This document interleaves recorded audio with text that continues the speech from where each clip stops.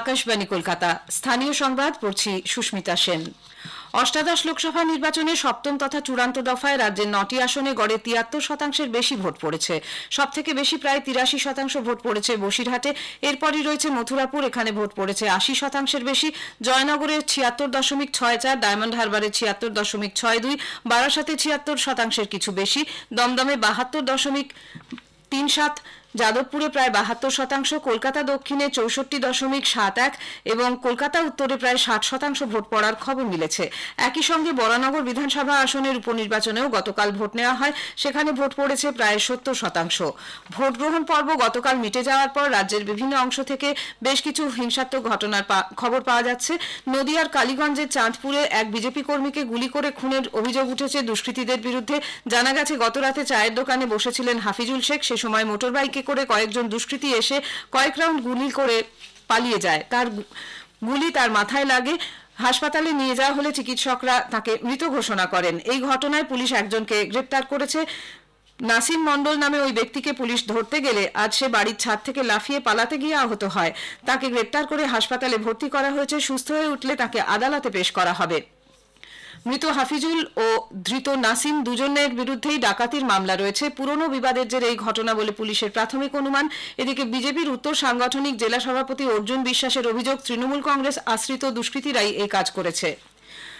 অন্যদিকে উত্তর কলকাতার বিজেপি প্রার্থী তাপস রায়ের কেন্দ্রে একটি বুথে তার দলের এক মহিলা এজেন্টের ওপর হামলা চালিয়ে দুষ্কৃতীরা মাথা ফাটিয়ে দেয়। বুথ থেকে বেরিয়ে আসার সময় গতকাল তৃণমূল কংগ্রেস আশ্রিত দুষ্কৃতীরা ইট ছুঁড়ে তার মাথা ফাটিয়ে দেয় বলে আক্রান্ত ওই এজেন্ট পুলিশে অভিযোগ দায়ের করেছেন।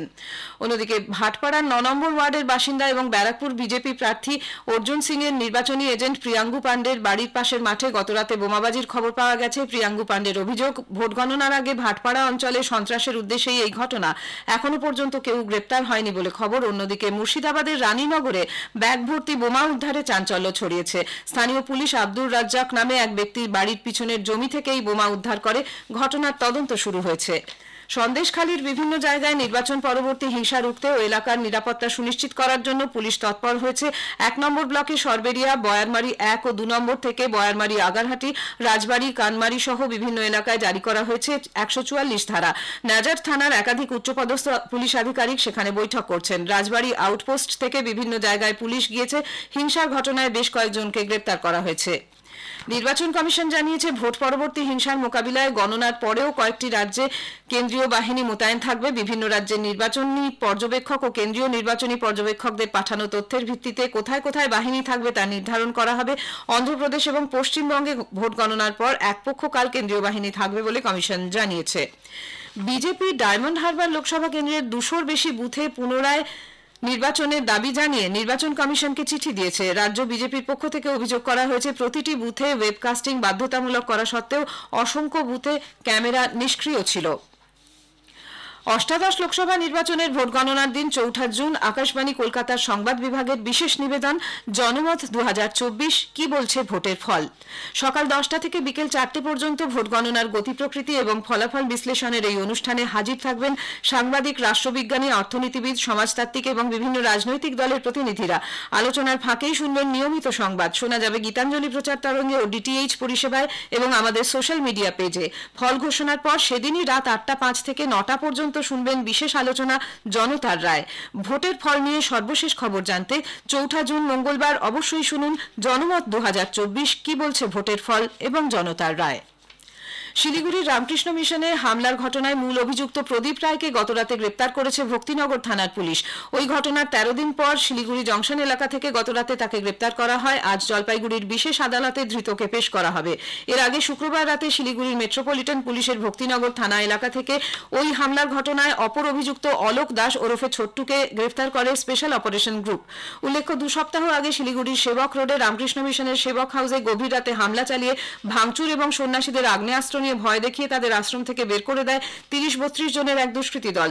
ওই ঘটনায় চাঞ্চল্য ছড়ায় রাজ্য জুড়ে। প্রধানমন্ত্রী এবং মুখ্যমন্ত্রী গোটা ঘটনায় উদ্বেগ প্রকাশ করেছিলেন। ঘটনার পরই রামকৃষ্ণ মিশনের তরফে শিলিগুড়ির ভক্তিনগর থানায় প্রদীপ রায় সহ বেশ কয়েকজনের বিরুদ্ধে অভিযোগ দায়ের করে আশ্রম কর্তৃপক্ষ।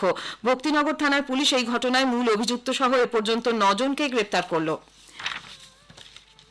দক্ষিণ পশ্চিম মৌসুমী বায়ু আরও অগ্রসর হয়ে উত্তরবঙ্গের জেলাগুলিতে পৌঁছেছে বলে আবহাওয়া দপ্তর জানিয়েছে। এর প্রভাবে আগামী 4 তারিখ পর্যন্ত উত্তরবঙ্গে 5 জেলা এবং উত্তর দিনাজপুরে ভারী বর্ষণের পূর্বাভাস। আজ ভারী থেকে অতি ভারী বর্ষণের কমলা সতর্কতা জারি রয়েছে। কোচবিহার, আলিপুরদুয়ার জেলায় হলুদ সতর্কতা রয়েছে। জলপাইগুড়ি, দার্জিলিং, কালিম্পং, উত্তর দিনাজপুরে। আজ কলকাতা সহ দক্ষিণবঙ্গের বিভিন্ন জেলায় বজ্রবিদ্যুৎ সহ বৃষ্টি এবং ঝোড়ো হওয়ার পূর্বাভাস রয়েছে। রেলের ট্র্যাকের মেরামতির জন্য আজ হাওড়া ডিভিশনের খানা, গুমানি এবং ব্যান্ডেল আজিমগঞ্জ কাটোয়া শাখায় ট্রেন চলাচল সন্ধে 6:30 পর্যন্ত নিয়ন্ত্রণ করা হচ্ছে। পূর্ব রেল জানিয়েছে এর ফলে কয়েকটি ট্রেনের সময়সূচি বদল এবং কয়েকটি ট্রেন বাতিল করা হয়েছে। স্থানীয় সংবাদ শেষ হলো।